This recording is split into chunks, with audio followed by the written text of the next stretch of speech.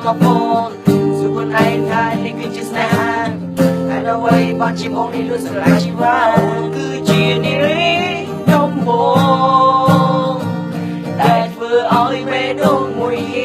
ចង់មានស្នេហ៍អារម្មណ៍មួយនេះចង់ថ្នាក់ថ្នមក្បែរព្រមមានស្នេហ៍អស់មួយជីវិតអូអូ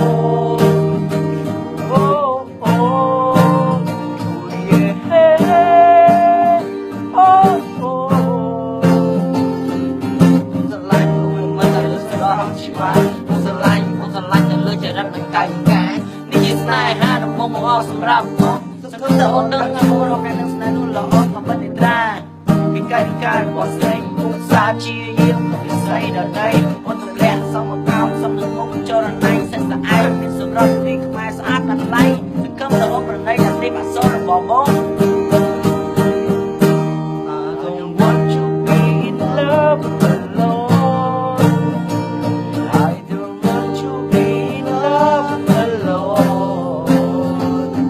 I don't want to be in love alone I don't want to be in love alone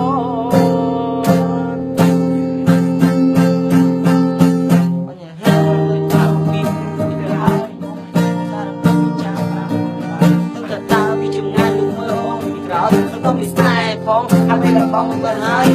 บอกมีแต่การเจ็บเจ็บปีมีเวเอาแต่ว่ามันใกล้ศพจีไม่เกย์ลูกมันจีปีไปลูกเห็นเนื้อสไตล์ยี่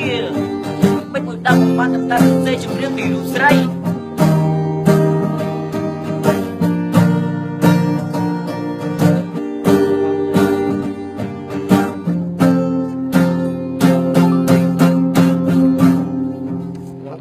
ดังดอลนะ